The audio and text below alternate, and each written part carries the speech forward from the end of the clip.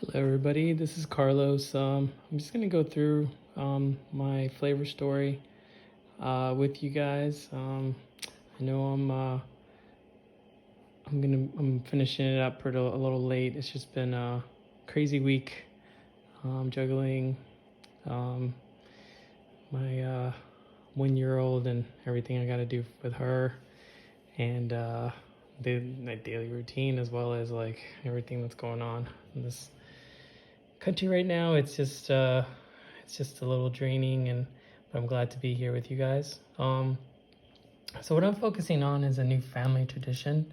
Um, what I thought about was Christmas, Thanksgiving, Easter, birthdays, summer, and winter. I thought about Christmas being the most relevant for this because it's been, I think, the happiest times my family's had, is mainly due to our 1-year-old daughter, who has been a blessing during this COVID crisis. She's made our lives a lot happier. So I think I just want to, do a Christmas cookie. We can have a family tradition. So what I thought about was, since I'm from Colombia, we have a couple things that we do for Christmas. There's this thing called natilla, which is like Colombian flan. We do this kind of like a cheese bun. It's called buñuelo. Queso fresco is something that we use as a side for a lot of things. We do these figs, brevas, where we cook them. We pretty much cook them in water, and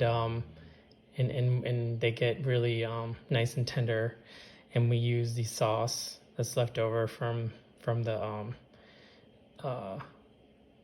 boiling them as a topping for a lot of things. We do something called sabajo, which is basically Colombian style eggnog. And we do this torta colombiana, which is like a black Colombian cake. So what I'm thinking about doing is natilla flavor, which is basically like flan. So I'm gonna do like a buñuelo and queso fresco as like a topping, like a little burnt on the top, and that, obviously that's gonna be from baking it. It's gonna be sweet and safe and salty. I'm gonna do the Colombian style figs, also as a topping with some caramelized sauce on the top. I wanted to do the torta colombiana in the center, but as I thought about it, I thought it might be a little too bulky for a cookie, since this is a cookie. It'll look more like a cake or something. So I might do something different there. And it's gonna be soft in the middle, like gooey. And since it's basically like a flan cookie, it's gonna be soft anyways, but in the middle. So I wanted the middle to definitely be like soft and flavorful. So what I came up for the dough was the dough ingredients was unsalted cultured butter as my fat. For the sugars, I was going to do the fig juice that I'm going to get from boiling it, as well as some granulated sugar.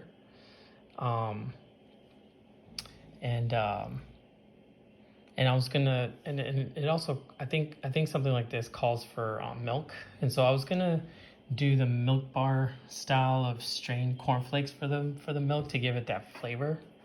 A lot of the bakes that we use in Colombia use vanilla extract, so that's the extract we're gonna be using. The flour, I'm gonna go with all-purpose because it's pretty much. I don't want the flour flavor to overtake the cookie. I want the ingredients to come out individually. So I'm going to use all-purpose and yuca flour, because yuca flour, it's a good it complements pretty well with the cheese. I'm going to use flan mix, which basically it's like a gelatinous mix. We are vegetarians here, so I'm going to use agar powder, which I already pre-ordered on Amazon. So what I'm going to be doing, actually, I came up with an idea, is I'm going to be doing a two-tone cookie. Not really like half and half, but what I'm gonna do is I'm gonna make a base dough, and I'm gonna do one dough with the yucca flour. I'm gonna add yucca flour and then the flan mix. And then the other one I'm going to do is I'm going to do something along the lines of that Colombian torta, or the Colombian black cake that we do, which has I'm gonna add, for that one I'm going to add to the base. I'm gonna add some rum, port wine, cinnamon, nutmeg, cloves, and raisins, and very importantly molasses. Is gonna be a sugar I'm gonna add for that one. So going down to the mix-ins, I'm gonna be doing figs. Again, I'm gonna be doing figs on the top, and again, it's gonna be from the boiled figs that I'm gonna be making as a sub recipe. I'm gonna be doing blocks of queso fresco. So what I'm gonna do is, for the figs and queso fresco, I'm gonna cut into blocks. I'm gonna cut into like mini square shapes, and then I'm gonna freeze them. And then I'm gonna add them at the time of mixing. I'm gonna add them to the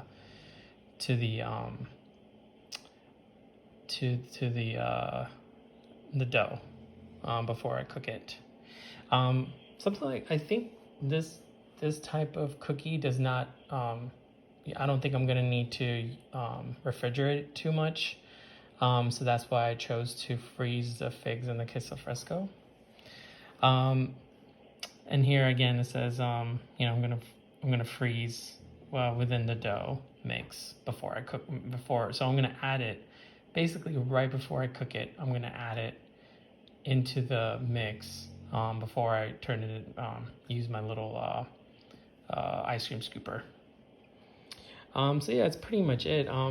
My handwriting is pretty much a mess, but I figure I might as well do a video instead of